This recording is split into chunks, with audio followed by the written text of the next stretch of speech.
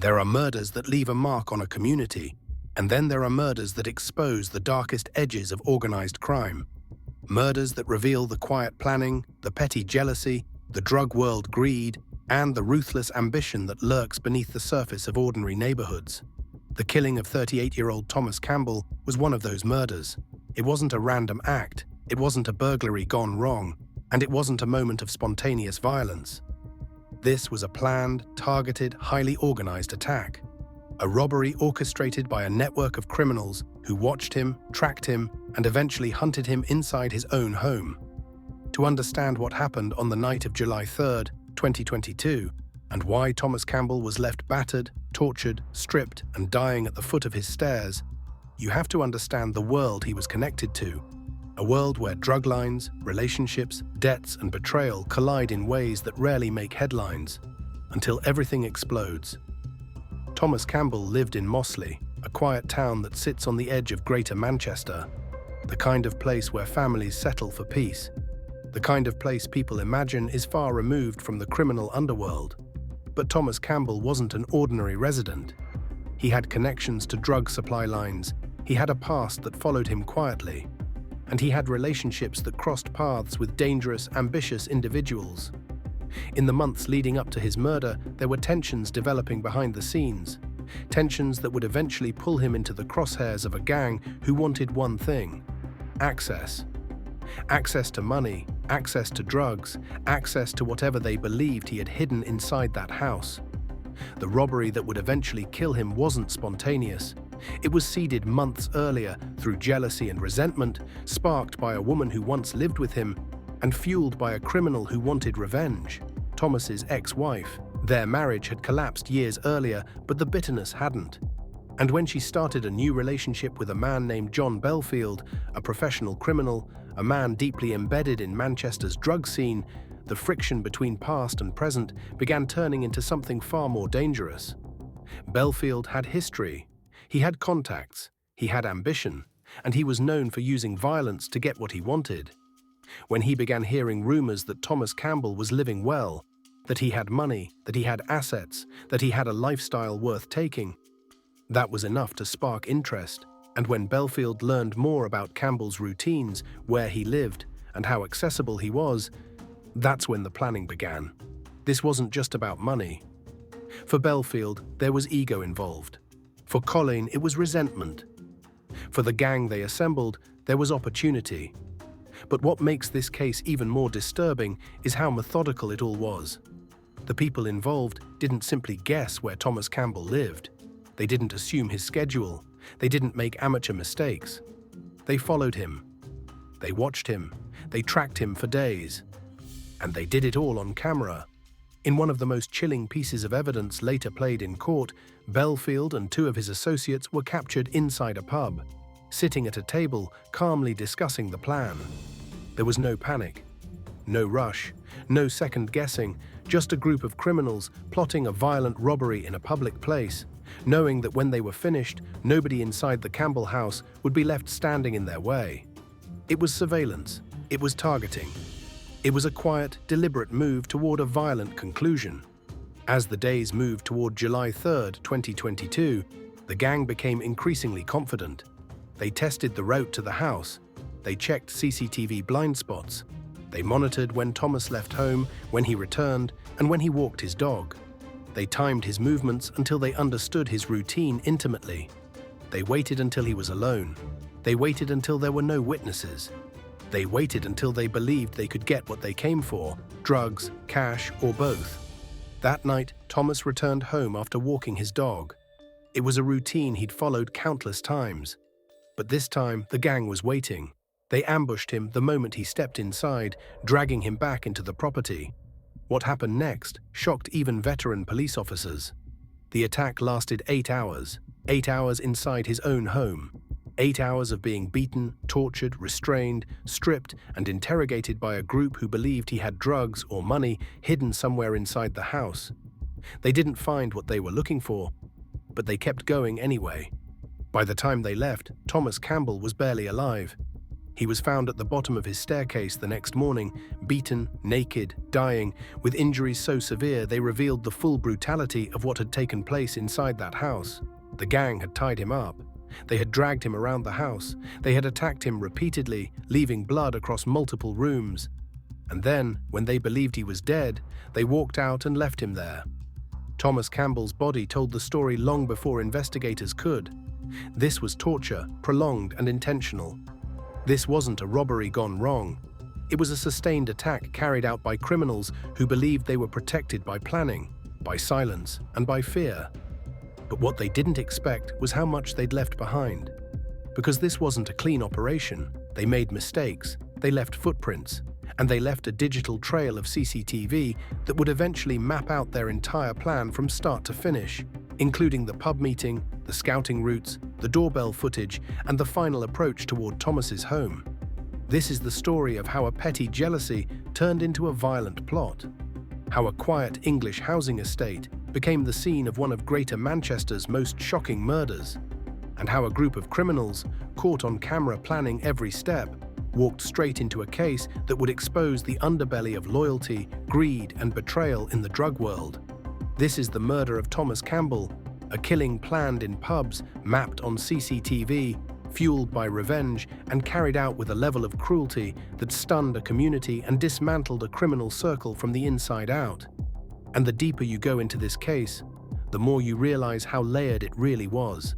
The operation against Thomas Campbell didn't begin on the night he was attacked. It began long before, with surveillance, quiet observations, and a level of planning that could only come from criminals who believed they were untouchable. When detectives finally pulled the CCTV together, the story unfolded like a step-by-step blueprint of a robbery turning into a murder. Every major moment had been captured somewhere: a pub camera, a doorbell, a street CCTV pole, a petrol station forecourt. Not because the offenders wanted to be seen, but because they were so confident that they didn't care. The first major piece of footage came from inside the Church Inn, a pub in Greater Manchester. It was here, days before the murder, that three key figures, including ringleader John Belfield, were caught sitting together at a table. For investigators, this clip became one of the clearest windows into the operation. The men weren't there for drinks, they weren't socializing. They sat with purpose, leaning in, focused, calm, discussing something that was pulling them toward Thomas Campbell's front door. The chilling part isn't what was said, the audio is silent. The chilling part is how ordinary it looked. No panic, no nerves. Just a group of men in public, preparing for a robbery that they believed would be clean, quick, and profitable. They didn't know that the CCTV in that pub would one day be played to a courtroom full of people, used to connect them to a murder that shocked an entire town. From there, the surveillance widened. Over the next days, the gang began tracking Thomas Campbell's routine. They followed him on foot. They followed him in cars. They learned the timings of his dog walks. They learned when he left home, when he returned, and how predictable the pattern was. He walked his dog every evening. He didn't vary the route. He didn't expect anyone watching him. This level of routine is a blessing for organized criminals. It removes uncertainty. You don't need to guess a victim's movements when the victim unknowingly shows you the schedule every day. One important detail investigators found: they attacked him immediately after he returned from a dog walk. That was intentional. You're less likely to be carrying valuables. You're relaxed. You're letting your guard down at your front door. And you're alone. Doorbell cameras and neighboring CCTV caught the offenders scouting the street. One clip shows a figure pacing along Campbell's Road, checking houses and angles. Another shows a dark vehicle making slow passes, not speeding, not stopping too long, just enough to blend while gathering information. Over time, police could see that the group was preparing for something larger than a quick break-in. They were preparing for a targeted home invasion. The entire robbery was built around three pillars. 1. Intelligence, knowing his routine, layout of his home, expected valuables. 2. Control, choosing a moment when he would be isolated and vulnerable. 3. Force, using overwhelming violence to get what they wanted. The gang behind this wasn't a spur-of-the-moment collection of amateurs. Each member had a role. Each member contributed to the intelligence gathering. Each member understood the risk. but believed the potential reward was worth it. And there was one more ingredient: access to inside information.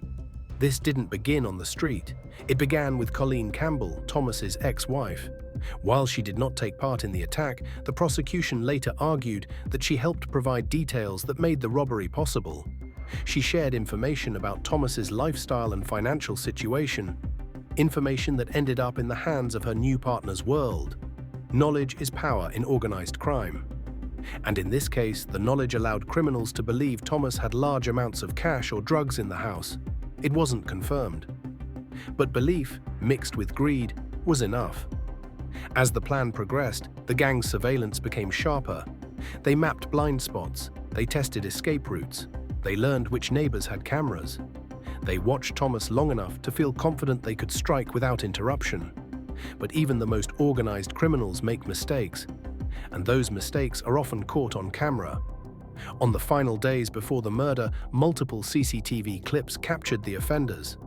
Filling up at petrol stations, walking through car parks, driving past Thomas's street, entering and leaving locations linked to the planning, meeting in groups, checking their phones in coordinated patterns.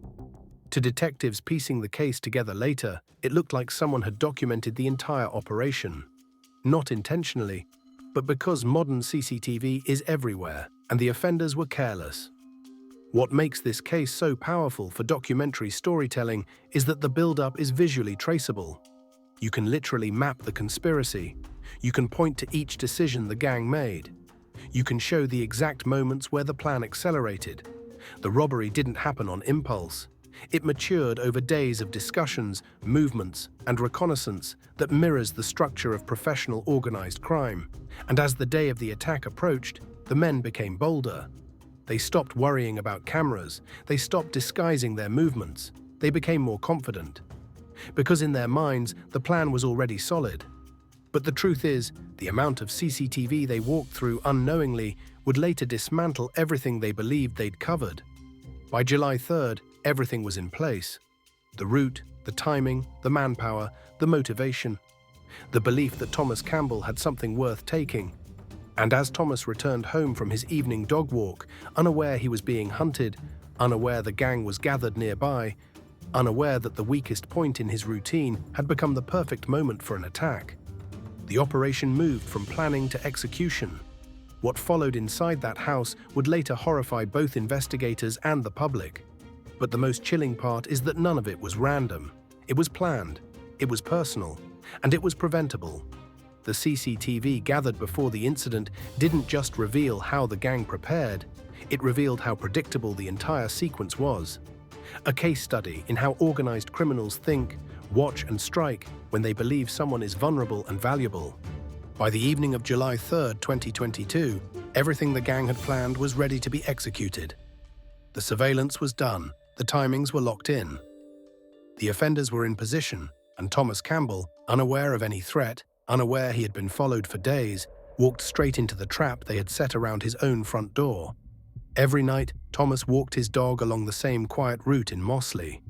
Anyone living in a peaceful area knows the comfort of routine. You don't expect danger. You don't check behind you. You don't imagine that three men with a plan are watching your movements with predatory precision. Thomas returned home shortly after 11:30. He opened his front door. And that is when the attack began. The gang didn't give him time to react. They ambushed him as soon as he stepped inside. The initial assault was fast, violent, and overwhelming. The kind of entry designed to dominate a victim instantly. From there, the attack moved deeper into the house. Inside that property, Thomas was restrained and violently assaulted. According to the prosecution, the offenders believed he had cash, drugs, or valuables hidden somewhere. They were determined to find them. Forensic investigators later concluded the ordeal lasted several hours. This was not quick. This was not panicked. This was sustained. The attackers moved him between rooms. They left evidence of struggle throughout the house. They left traces of movement that told investigators more about what happened than any witness could have. By the time they finished, Thomas Campbell had suffered catastrophic injuries. The offenders then left the house, leaving him inside, badly injured, alone, and unable to call for help. He was not discovered until the next morning. A neighbor became concerned when they noticed Thomas's dog outside alone, something completely out of character. They contacted a relative who entered the home and found Thomas at the bottom of the staircase. Emergency services were called, but it was too late. Thomas was pronounced dead at the scene. For police officers arriving that morning, the scene was unmistakably the result of a targeted home invasion. Forced entry marks, signs of assault across multiple rooms, a forensic trail indicating sustained violence and movement. Nothing about the incident suggested spontaneity or a burglary gone wrong. This was organized, this was intentional, and this was personal. At that moment, Greater Manchester Police opened one of the most complex murder investigations the town had seen in years. The first clue came from something the offenders never expected. Doorbell CCTV, a camera across the street, captured a figure approaching Thomas's home shortly before the attack. More footage caught vehicles circling the area in a pattern matching surveillance activity. Neighborhood security cams showed the offenders' movements before and after the assault. And this was only the beginning. As detectives expanded their search radius, they found more. Pub CCTV showing Belfield and associates days earlier. Petrol station CCTV capturing vehicles linked to the offenders. Cameras showing reconnaissance on Campbell Street. Time-stamped movement patterns that matched the timeline of the murder. Evidence of the team's scouting routes and escape points. Each clip added another piece to the puzzle. Each frame built a clearer narrative. Each timestamp contradicted the alibis the suspects would later try to give. What initially appeared to be a chaotic, frenzied attack began revealing itself as something far more structured. A planned robbery led by individuals who had no idea how heavily they were being filmed by the world around them. The CCTV trail exposed the sequence like a documentary in reverse. The pub meeting showed the early planning. The street footage showed the surveillance phases. The doorbell cam showed the immediate moments before the attack. The exit routes captured the offenders leaving the area. For the investigators, this created a rare advantage. They could reconstruct the crime step by step, without needing a single eyewitness. Meanwhile, forensic teams inside the house gathered evidence that tied back directly to several suspects: fibers, footprints, DNA, and items connected to the attack. Within days, detectives were confident they were dealing with a planned robbery, motivated by the belief Thomas had valuable assets, carried out by multiple offenders, connected to a wider criminal network. But the biggest revelation was not what they found in the house. It was what they found in the digital world outside the house. Phone records, GPS pings, movement patterns, coordinated calls and texts, vehicles moving in synchrony. Layered on top of the CCTV, the data painted a sharp, undeniable portrait of coordination. This was a conspiracy, not a break-in, not an accident. A conspiracy driven by jealousy, greed, and a calculated attempt to gain financially at Thomas Campbell's expense. Within weeks, police knew who they were looking at, and more importantly, how the pieces fitted together. But the ringleader, John Belfield, had disappeared. His name appeared repeatedly in surveillance. His associations tied him to the planning phase. Witnesses connected him to the motive. But when detectives moved to arrest him, he was gone. That disappearance would become one of the case's most dramatic twists, and one of the reasons the murder continued to dominate press coverage across Greater Manchester. Meanwhile, other key members of the conspiracy were identified, arrested, and eventually charged. For Thomas Campbell's family, the discovery of what happened inside that house was devastating. The level of violence, the length of the ordeal, the fact that it was planned by people connected through personal relationships. And the thing that hit hardest, Thomas Campbell never had the money or valuables they believed he did. The entire operation, the pub meetings, the surveillance, the 8-hour attack, was based on information that wasn't true. A rumor, a lie, a belief that spiraled into the destruction of a man's life.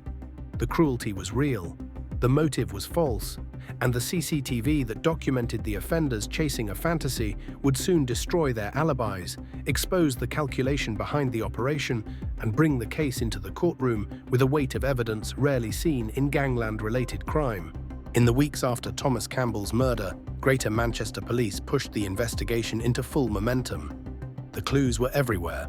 But the challenge was to turn those clues into charges, and charges into convictions. The CCTV trail had handed detectives a rare advantage. This wasn't a case relying on unreliable witnesses or street gossip. This wasn't a case built on whispers from the drug world. This was a case built on timed footage, clear patterns of movement, digital location tracking, forensic evidence, planning captured in public. It was one of the most evidence-rich gang-related investigations the region had seen in years. But even with that weight of evidence, the ringleader, John Belfield, had vanished.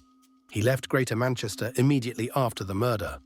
The timing wasn't subtle. He left the country before police could arrest him, disappearing into Europe and triggering an international manhunt.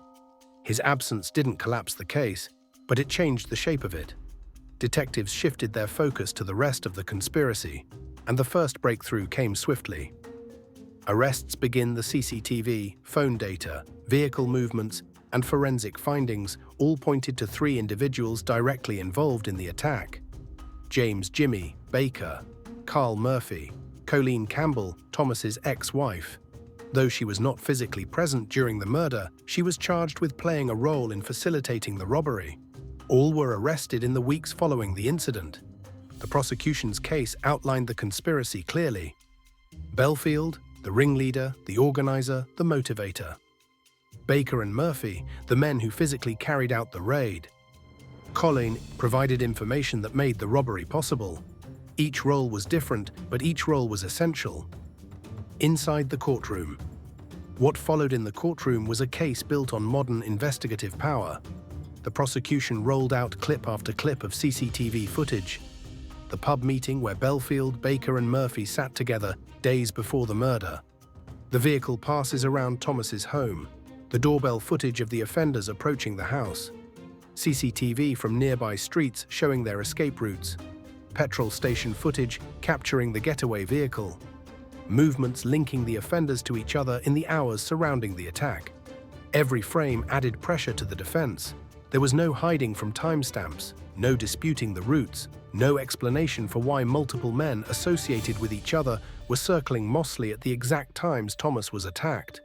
Beyond CCTV, there was forensic evidence inside the house, physical proof placing certain individuals at the scene. Phone data filled in the gaps, calls and texts between co-conspirators, devices moving in unison, phones going offline strategically, searches, routes and patterns that mirrored the CCTV trail. One of the most powerful elements was the timeline reconstruction. Prosecutors essentially rewound the murder. They started at the discovery of Thomas's body, then moved backward minute by minute, showing where suspects were at each stage. When they arrived, when they scouted, when they waited, when they entered, when they fled. It created a narrative the jury could follow step by step. Prosecution's message. The message was simple and devastating. This wasn't a burglary gone wrong. This was a planned robbery fueled by greed and false information, executed by men who believed violence would get them what they wanted. And when it didn't, they continued anyway. The defense response. The defense attempted to distance their clients from the worst elements of the night. Some argued they were not present. Some suggested they were in the area for unrelated reasons. Some attempted to minimize their role in the planning. But the CCTV didn't lie. The timestamps couldn't be explained away. The forensic evidence couldn't be dismissed. The conspiracy was mapped too clearly. Verdicts and sentences. After weeks of evidence, the verdicts were delivered. James "Jimmy" Baker, convicted of murder. Carl Murphy, convicted of manslaughter. Colleen Campbell, convicted of manslaughter for her role in the conspiracy. Each received significant prison sentences. Their reactions in the dock reflected a reality they couldn't escape. Their own movements had been recorded, tracked, and reconstructed into a flawless prosecution. The missing piece, Belfield. But while those 3 were brought to justice, the ringleader, John Belfield, remained missing. An international manhunt was launched. European authorities were alerted. Interpol was notified. Potential sightings were followed up. But Belfield managed to slip through every net. For a time, he became one of the UK's most wanted fugitives, a ghost figure in the entire case. His flight didn't change the verdicts, But it did leave one thing unresolved, the question of where he went and how long he planned to stay hidden. A community shaken in Mossley, the shock didn't fade quickly. Thomas Campbell's friends, family and neighbors struggled with the brutality of what happened inside that house. A man they knew, a man who lived on a quiet street in an ordinary neighborhood, was killed because a group of criminals believed a lie. The case forced the community to confront uncomfortable truths. Truths about hidden criminal links, truths about personal relationships turning toxic, truths about how organized crime operates quietly behind closed doors. A rare case in the world of UK crime, many cases collapse due to lack of witnesses, lack of cooperation, lack of clear evidence. But this case was different. The CCTV made it undeniable, the digital trail made it precise, the forensic evidence made it indisputable. This wasn't a detective guessing, this wasn't relying on informants, this wasn't circumstantial. This was one of the clearest gang-related prosecutions in modern Greater Manchester history.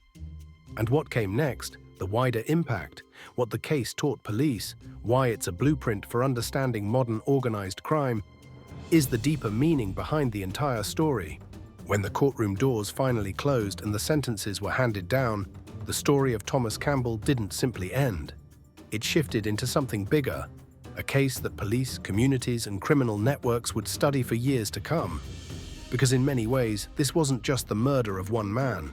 This was a blueprint of how modern organized crime operates in the shadows of ordinary streets. A reminder that the underworld doesn't always look like what people imagine. And a warning about the consequences of jealousy, greed, and unchallenged rumors. The killing of Thomas Campbell exposed something crucial. Today's criminals live in a world covered by cameras, and they forget that more than anyone. Every road, every estate, every shopfront, every pub, every petrol station, everything is recorded. The very tools criminals use to track victims become the tools police use to track them. In older eras, conspiracies lived in secrecy. Today, conspiracies leave timestamps. That's what makes this case so important. Lesson 1. Surveillance has changed everything. The offenders believed they were operating in silence. They believed nobody was watching. They believed their planning was hidden. But CCTV captured the pub meeting, their scouting runs, the approach to the house, their escape routes, their vehicles, their clothes, their movements days before the murder. It mapped the entire conspiracy. Not in theory, in reality. For detectives, this case was a masterclass in how to let technology reconstruct a crime without needing a single witness to step forward. In modern gangland investigations, CCTV isn't just evidence, it's narrative. Lesson 2. Rumors can become motives. The belief that Thomas Campbell had money or drugs was never proven. It was never confirmed. It was never even based on reliable information. It was a rumor, a story passed through relationships, a fragment of jealousy that was treated as fact. From that rumor came a conspiracy, an 8-hour attack, a murder, a manhunt, multiple prison sentences, families destroyed, all because people acted on a lie. Gangland isn't fueled by truth, it's fueled by stories, and those stories can become deadly. Lesson 3. Modern criminal groups don't always look like gangs. These weren't men in balaclavas roaming the streets. These weren't hardened cartel soldiers. These were people mixing in pubs, people with connections through relationships, people who moved between drug supply chains and everyday life.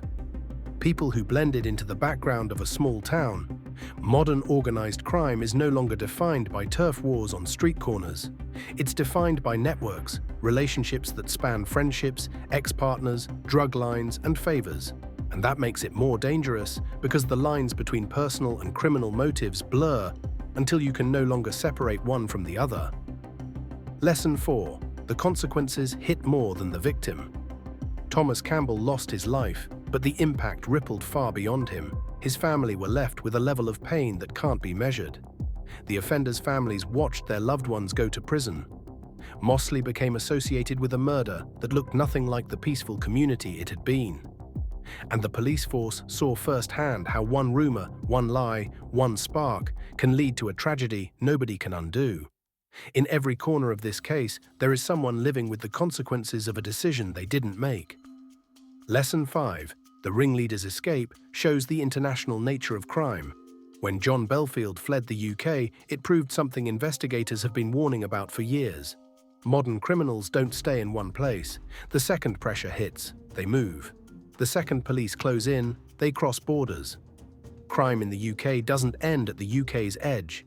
It spills into Europe. It moves through networks. It becomes harder to trace with every hour. Belfield's disappearance became a symbol of that reality, a reminder that Gangland isn't local anymore. It's mobile, it's international, and it adapts fast. A final reflection. When you strip away the CCTV, the court reports, the planning, the timelines, the forensics, and the manhunt, you're left with a simple truth. Thomas Campbell was killed because a group of people decided he had something they wanted. He didn't. But they believed he did. And belief can be just as dangerous as fact. This wasn't fate. This wasn't unavoidable. This wasn't some unstoppable chain of events. This was a choice made by individuals who let jealousy, greed, and bitterness guide them. A man lost his life. Families lost their futures. 3 people went to prison. 1 man fled the country. A quiet community was left with scars that still haven't healed. And all of it, every surveillance pass, every pub meeting, every movement, every decision was caught on camera. That's the world we live in now. A world where crime is filmed more than it's spoken about. Where CCTV tells the story criminals hope nobody sees. Where the truth isn't hidden, it's waiting on a hard drive across the street. Where technology turns conspiracies into timelines and suspects into evidence. The murder of Thomas Campbell isn't just a story about violence. It's a story about the modern underworld, its motives, its methods, and its mistakes. And it's a reminder that even the most calculated plans can collapse when the cameras are rolling.